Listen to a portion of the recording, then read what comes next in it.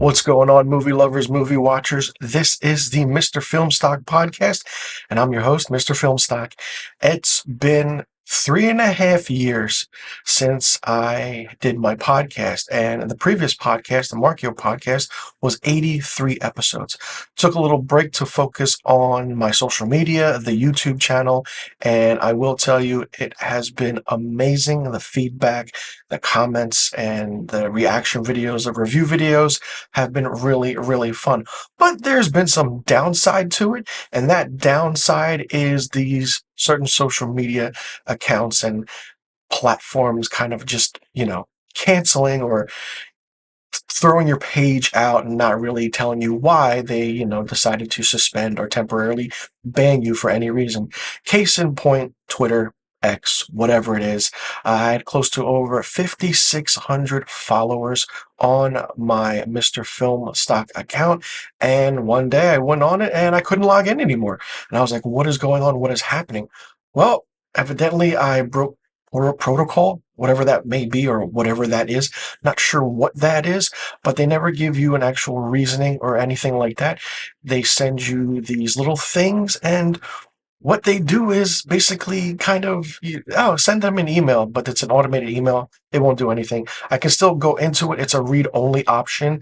And also on Instagram, my Marchio Productions page was also shut down, so close to 2,200 followers on there. So I had to start over again, and I figured, why not start over and see what happens? And it's been really, really fun. I will say, focusing on the aspect of the content, putting out better content is what makes it fun. Now, I decided to do my podcast again because I figured, let's see how things have changed in the past 3.5 years. And this is going to be fun. Now, for my original Marchio podcast, 83 episodes, it was very different. I did movie reviews, really didn't put it on any platforms like Spotify or Apple, but I'm going to do that with this. And it's going to be either a weekly, bi-weekly. I was thinking every day, but I figured, let's see what happens if it's weekly, get it out there, give you entertainment industry news, what's happening in the industry, my thoughts on certain things, certain topics, and, just go on from there. And I don't work off a script. I just go with the flow. I figured you go with the flow, it's much better. If something is, scripted, it's like, all right, you're watching, you got to talk about certain things. But, if we just move on and keep going, then it's really, really fun. So like I said, this is the very, very first episode of the Mr. Film Stock podcast, and I'm very, very excited. I will leave links in every single thing where you can follow me, where you can follow Mr. Filmstock, where you can follow the Mr. Filmstock podcast. This will be on YouTube and hopefully Spotify, Apple, and the word of mouth gets good, and whatever I talk about resonates with every single one of you. And as I do this podcast, I figured do a video version and do an audio version, because some like to watch videos of podcasts, which is really, really good. It gets a lot of views. Or some like to just sit there and listen to someone talking about certain things, which is really, really fun. And I have a lot to talk about, and especially over the past 3.5 years. This is what's happened since my last episode of the Marchio podcast, which was on October 31st, 2020, the Halloween episode. So that's going to be fun. So like I said, it's going to be interesting, it's going to be fun, and I can't wait to share with you. Now, on today's episode, I'm going to be talking about the box office, what has been going on, the aspect of what's good, what's new, sequels, prequels, and remakes. So we're going to get into it. So sit back, grab your popcorn and your soft drink, and listen to the Mr. Film Stock podcast. So the first thing we're going to get into is the box office. Now, Inside Out 2 has crossed $1 billion at the global box office, the fastest ever for an animated movie, only 3 weeks into its release. This is absolutely amazing to see, and the reason I say that is because puts Disney and Pixar back on the map. They've had flops with their animated films, Lightyear being one of them, case in point. And with this grossing close to 500 million domestically, which will pretty surely be more gaining money and traction, the worldwide box office now really counts. Over the course of the industry over the past 50 years, worldwide box office didn't really matter at all. It always was the domestic aspect of what worked and what didn't work. And now when you put a global box office worldwide number next to it, it's like, wow, when you hit a billion, you've made it. And this goes to show Disney and Pixar are back on the map. So Disney and Pixar are probably going to be number one in 2024 with box office revenue growth, which is really good.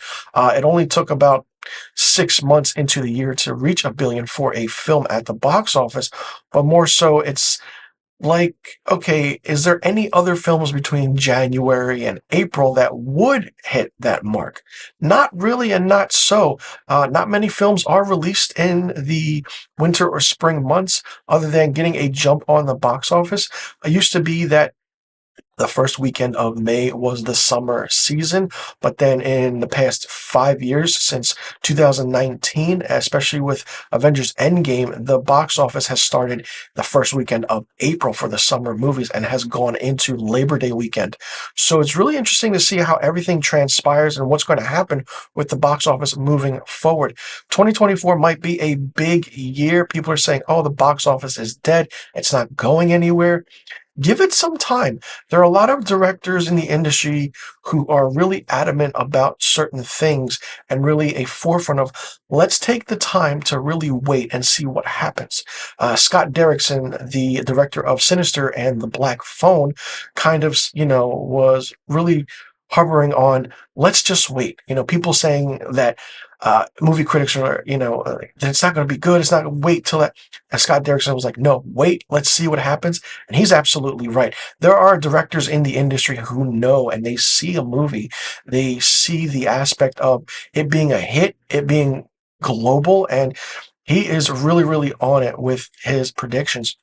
Love following directors like Scott Derrickson on social media because it's the aspect of knowing the film, knowing what he can talk about, knowing what the history of how he presents film is really fun. And he's a great horror director. So, I mean, it's going to be an interesting to see how the box office progresses and what's going to happen. And, will this be the start of something big and new? Because it's going to be fun, but once the summer season ends for movies, it really dies down. Then we get into the award season, the fall season, the winter season, where it's like sometimes the box office doesn't really hit its mark, but if you put out big movies around Christmas, then it's really a big hit. But it's going to be interesting to see what's going to happen with the box office. Inside Out 2 is making waves. I mean, it could even reach 1.8 billion if it keeps it up. And could it be 2 billion? That would be interesting and fun to see if Inside Out 2 reaches $2 billion worldwide. I would love to see it. It'd be great for an animated movie and be the first animated movie to do so. Not only that, with it hitting $1 billion, I definitely see Disney and Pixar greenlighting a third Inside Out movie. I mean, why not? We have Toy Story 5 coming out, and we have other sequels coming out for the animated films, which segues me to sequels, prequels, and remakes. There have been a lot coming out in the last 5 to 10 years, and it's just mind-blowing how sometimes it's a good thing and then it's a bad thing, but then the box office numbers is what really matters. And the one I really want to talk about is The Exorcist Believer. Blumhouse paid $400 million for the franchise, and it just didn't hit its mark with the audience. It didn't hit its mark at the box office. You tried to bring that nostalgic back. It just wasn't scary enough, and it just didn't feel like an Exorcist film. I saw it. I went into it with very low expectations, and I wasn't impressed at all. The makeup was really good. showing the young actress and having two people possessed, two girls instead of one, was really, really big. Then you bring back Ellen Burstyn, but I didn't like how they did her character. And it's like, those are one of the sequels and prequels and continuation or legacy sequels where it's like, oh, what's going on? What can happen? And it just didn't work. The other one is the Halloween films, the new films, the legacy sequels with Jamie Lee Curtis. Now, after my last episode of the Marchio podcast, the ending of that, since then, two Halloween films came out, Halloween Kills and Halloween Ends. There are aspects to it and where you look at it and you say to yourself, okay, Halloween was good. But if you take out the Dr. Sartan twist, it's a phenomenal film. Halloween Kills, that's it. It just kills people. Okay, fine. Halloween Ends was not about Michael Myers. He got his ass kicked by a sub character that didn't make any sense. It's like they took Halloween 4 and 5 and made it Halloween Ends. It just doesn't end, and it just doesn't make sense.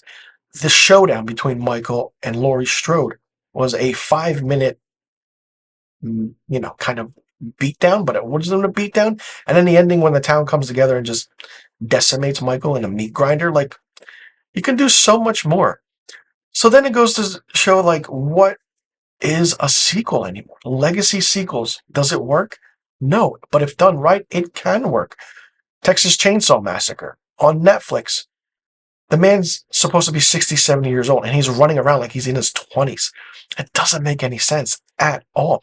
And when you talk about sequels, prequels, requels, whatever you want to call it, case in point, you have Aliens, or Alien, the Alien franchise, where Alien Romulus is coming out. And that film takes place between Alien and Aliens.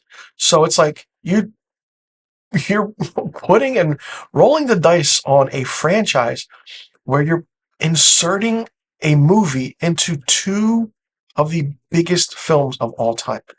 Alien personified films, sci-fi films. Ridley Scott did a phenomenal job. And then James Cameron in 1986 one-upped it with Aliens. So having Alien Romulus be a movie that takes place between two big films and continuing the story in a different way, but then changing the narrative, it's going to be interesting to see, because if Alien Romulus starts that, what other franchises could do that? Could you imagine another Nightmare on Elm Street taking place between one of the two films? Like between part 1 and part 2? How could that happen? Or the Friday the 13th franchise, which needs to be redone and rebooted. Then you have TV series becoming prequels or continuing sequels. Welcome to Derry is coming out on HBO or HBO Max, whatever you want to call it. And it shows Pennywise, Bill Skarsgård, as, the aspect of what's going on. It was the movie, It One, Chapter 1 and It Chapter 2 were phenomenal. Fantastic. I didn't like Chapter 2, but it goes to show, like, having a 3-hour horror movie is not needed. But it's like, what is Hollywood doing right now? What can they change? What will they change? And will they change anything? Because right now, the whole past 10 years of films were superhero movies. And now we have that superhero fatigue where we're coming off all these Marvel movies, these DC movies, which didn't work at all. But now with the Marvel movies, it's like, let's slow down a little bit. But then they're putting their focus on the craft of what is the Disney Plus series. It's atrocious.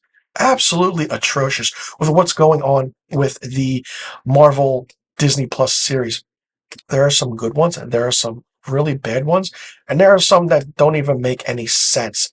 Hopefully, with where Marvel is going now, with Deadpool and Wolverine, the Fantastic Four, bringing Galactus in, and showcasing the X-Men, what can happen where we say to ourselves, okay, where will the tide change? Where will it shift?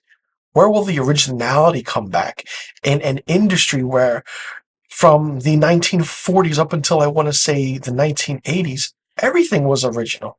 We didn't really start getting sequels being pushed out until, I want to say, and correct me if I'm wrong, The Godfather Part 2.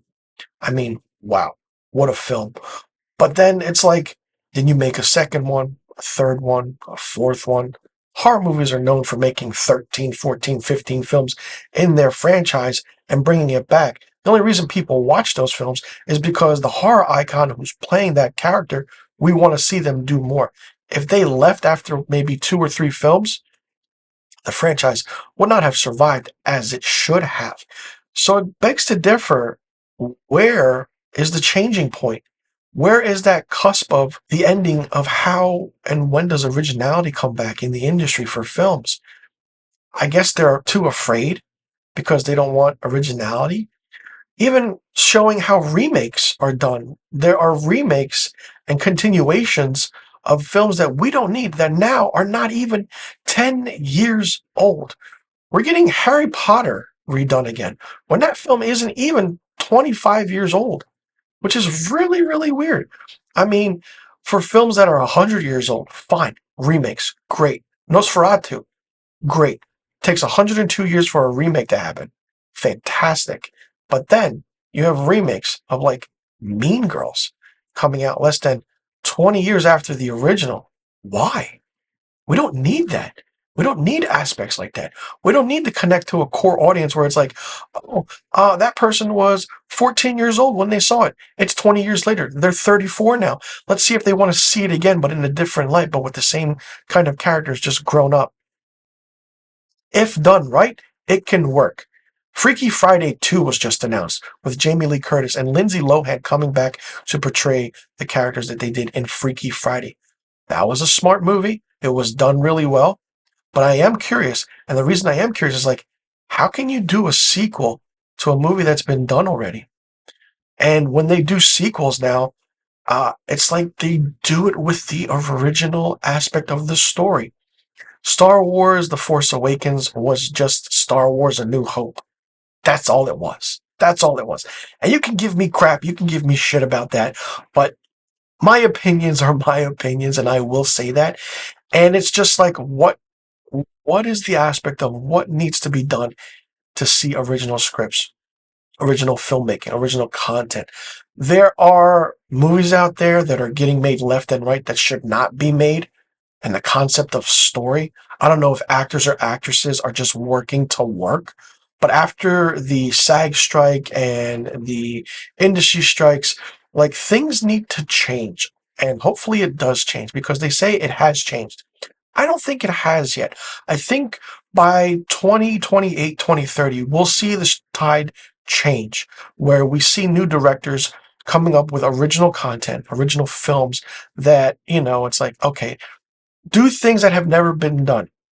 H.P. Lovecraft has those books, those stories have been turned into really, really interesting concepts, but they don't hit the mark because they're not really done well. uh, Take for factors certain where sci-fi aspect of films, and it's like, take certain things and just make them good. Give us more cyberpunk Blade Runner films because we're leaning toward that era and that age where it's going to happen soon. Artificial intelligence is happening. It's happening right in front of your eyes. And is it a good or bad thing in the industry? That's the question that needs to be answered on its own. Now, with the focus on certain films and with streaming. Uh, Netflix is getting in the game. We have Paramount, HBO, Peacock. They're doing their own films. The reason they're raising their subscription prices is because they need to fund their films. Netflix is doing a $300 million film. Yes, you heard that correctly. A $300 million film. And it's like, why? That's the reason they're raising their prices. But they cancel one or two seasons of a great show that needs to be continued and done with. I absolutely despise that.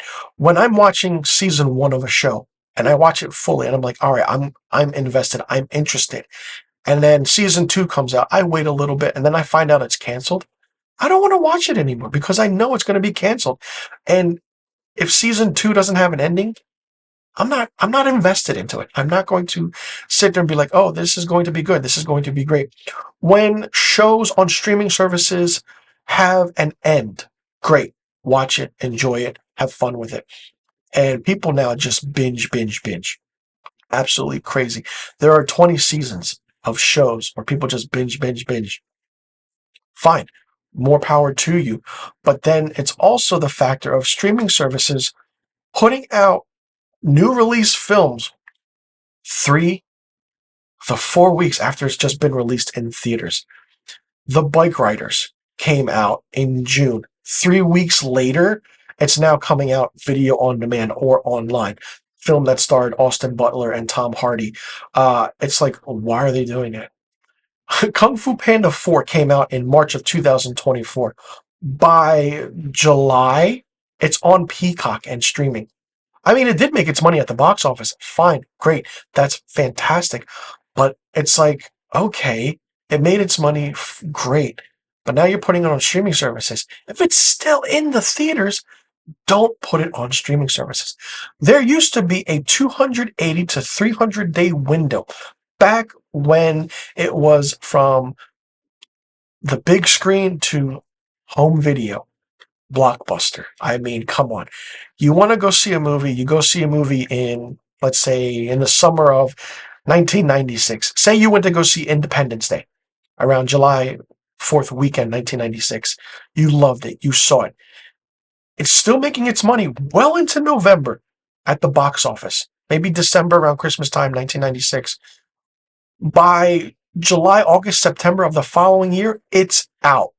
So it's like, all right, you want this on VHS, you want to go get it, you play it, you love it, you enjoy it, because that's a great sci-fi film of the 90s. It shows its spark and aspect. But now, if a movie releases in June or July, by November, by even September, it's out on streaming.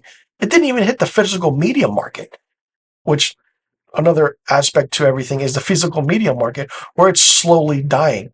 Best Buy has gotten rid of their physical media area. Walmart is starting to do so slowly. Target is starting to do so slowly. What is happening to the industry of film, cinema, what we love, what we watch, what we fall in love with, the characters we fall in love with, the escape we have of certain films we watch where we watch films over and over again just for that nostalgic matter, that nostalgic meaning. That's what it is. And that's where the aspect of sequels, prequels, remakes, and the box office happen. Does it hurt the franchises, or does it really push the boundaries of what can be done and what hasn't been done yet? That's the question that needs to be answered. And it's from here on out, it's going to be interesting to see what will, can, how, and should happen with originality. No more sequels, no more requels, no more pre-requels, no more remakes. Wait 30, 40, 50 years for a remake to happen. Other than that, don't do it. Don't give us a remake that takes place 10 years after the original film. Okay, fine. If a sequel is necessary, do it, but only do it in 3 or 4 films. The John Wick movies have gotten better. It's very, very hard to say that a 4th film in a franchise is better than the previous 3. Yeah, John Wick has done that.